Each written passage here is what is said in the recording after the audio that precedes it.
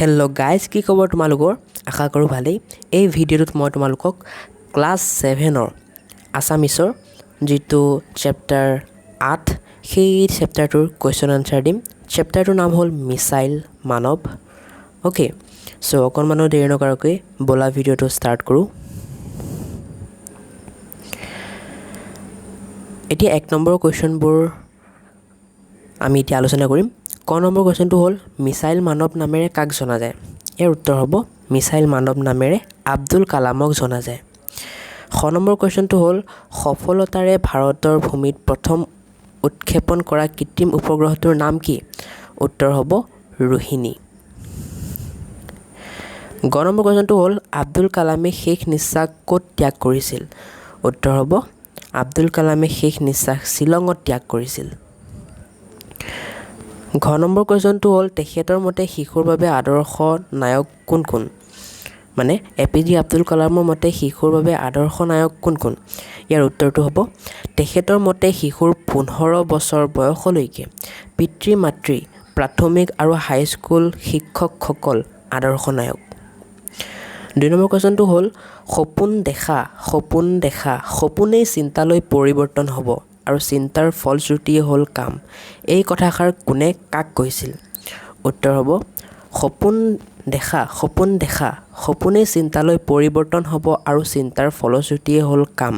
এই কথাষাৰ doctor APJ Abdul কালামে অকণিহঁতক কৈছিল। অকণিহঁত মানে সৰু ল'ৰা ছোৱালী। তেখেতে কি বিষয়ৰ অনুৰাগী আছিল? মানে APJ আব্দুল কালামে কি বিষয় ভাল পাইছিল? উত্তৰটো হ'ব তেখেতে বিজ্ঞান আৰু প্ৰযুক্তিবিদ্যাৰ উপৰি সংগীত আৰু সাহিত্যৰ অনুৰাগী আছিল। গ নম্বৰ কুৱেশ্যনটো হ'ল আব্দুল কালামক স্কুলীয়া জীৱনত কি ৰহস্যই প্ৰভাৱান্বিত কৰিছিল?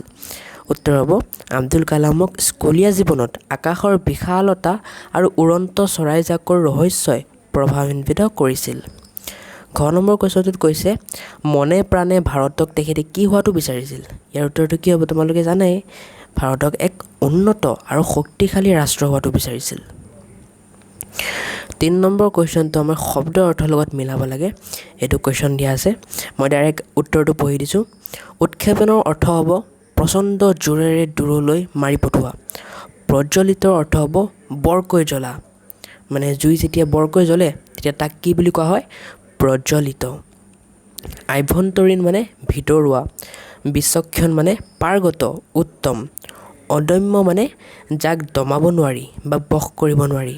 দিগন্ত মানে দিগবলয়, আকাশৰ সীমা। ভূষণ মানে অলংকাৰ মানে বুজি পাইছা নহয়? নিৰীক্ষণ মানে দূৰৰে পৰা ভালকৈ চোৱা। এতিয়া আহোঁ 4 নম্বৰ কুৱেশ্যনটোলৈ। 4 নম্বৰ কুৱেশ্যনটোত আমাক নত্ব বিধিমতে ন আৰু শৰ ব্যৱহাৰ হৈছে। এতিয়া আমি ক'ব লাগিব কোনটো বিধিমতে হৈছে। ঠিক আছে, মানে আমাক ইয়াত কেইটামান শব্দ দিয়া আছে। এই শব্দবোৰত মূৰ্ধন্য ন আৰু মূৰ্ধন্য শৰ ব্যৱহাৰ কিয় হৈছে, কোনটো বিধিমতে হৈছে সেয়া ক'ব লাগিব। হ'ব, এতিয়া প্ৰাণ আৰু আভ্যন্তৰীণ এই দুটা শব্দৰ লাষ্টত মূৰ্ধন্য ন ব্যৱহাৰ হোৱা কাৰণটো হ'ল ৰৰ পিছত বহা সকলো ন মূৰ্ধন্য ন হয়। অ'কে, তোমালোকে যদি নত্যবিধি আৰু সত্যবিধিৰ বিষয়ে নাজানা তেন্তে মই ডেছক্ৰিপশ্যনত ভিডিঅ' এটাৰ লিংক দি থ'ম, সেইটো চাই ল'বা। সেইটো চাই ল'লে তোমালোকৰ ক্লিয়াৰ হৈ যাব। এতিয়া 2 নম্বৰ ভূষণ নামৰ শব্দটোত দন্তীয়া ন কিয় হ'ল? মূৰ্ধন্য নয়ে কিয় হ'ল? ইয়াৰ উত্তৰটো হ'ব মূৰ্ধন্য শৰ পিছত ব্যৱহাৰ কাৰণে মূৰ্ধন্য ন হৈছে। হয়, এটা ৰুল আছে যে মূৰ্ধন্য শৰ পাছত ব্যৱহাৰ হোৱা সকলোবোৰ দন্তীয়া ন মূৰ্ধন্য ন হৈ যায়। তেনেদৰে ৰোহিণী, বিচক্ষণ আৰু উৎক্ষেপণ এই তিনিটাত মূৰ্ধন্য ন হোৱাৰ কাৰণ নিয়মটো এইটো।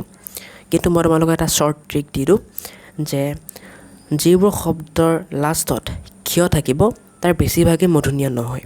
চ' তোমালোকে ক্ষয় থকা দেখা পালে লাষ্টত মূৰ্ধন্য ন লিখি দিবা। 5 নম্বৰ শব্দটো মানে কুৱেশ্যনটো হ'ল নত্যবিধিৰ নিয়ম সতুৱাই তলৰ শব্দবোৰত মূৰ্ধন্য ন বা দন্তীয়া ন বহুৱাই পূৰ কৰা। চ' মই উত্তৰবোৰ লিখি দিছোঁ। ৰন্ধন, তৃণ বৰ্জন শ্ৰৱণ কৃপণ পঠন ৰঞ্জন ৰাৱণ বিভীষণ ৰামায়ণ কীৰ্তন সো আকৌ এবাৰ কৈ দিলোঁ নট্যবিধিৰ বিষয়ে যদি নাজানা ডেছক্ৰিপশ্যনত লিংক থাকিব চাই ল'বা 6 নম্বৰ কোৱেশ্চনটো হ'ল তলত দিয়া শব্দবোৰৰ বিপৰীত অৰ্থ বুজোৱা শব্দ লিখা মানে আমি বিপৰীত অৰ্থ বুজোৱা শব্দ লিখিব লাগে ঠিক আছে সো মই উত্তৰ কৈ দিছোঁ জাগ্ৰহৰ বিপৰীত অৰ্থ কি হ'ব সুপ্ত কৃত্ৰিমৰ অকৃত্ৰিম সুপ্তৰ আকৌ জাগ্ৰত সফলতা বিফলতা উৎসাহ নিৰুৎসাহ অক্ষম সক্ষম এতিয়া 7 নম্বৰ কোৱেশ্চনটো আমাৰ বাক্য ৰচনা কৰিব লাগে প্ৰথমটো হ'ল মনে প্ৰাণে ইয়াৰ উত্তৰত লিখিছোঁ যিকোনো কাম কৰোঁতে মনে প্ৰাণে কৰিলেহে সফলতা পাব পাৰি শয়নে সপোনে ৰামে শয়নে সপোনে বৰষাৰ কথাই ভাবি থাকে আকাশী পথ উৰাজাহাজবোৰ আকাশী পথেৰে চলাচল কৰে অদম্য ইচ্ছা আৰু চেষ্টা থাকিলেহে আশা কৰা ফল পাব পাৰি বিনিময় কঠোৰ শ্ৰম কৰাৰ বিনিময়তহে সি চাকৰিটো পালে 8 নম্বৰ কুৱেশ্যনটো নামক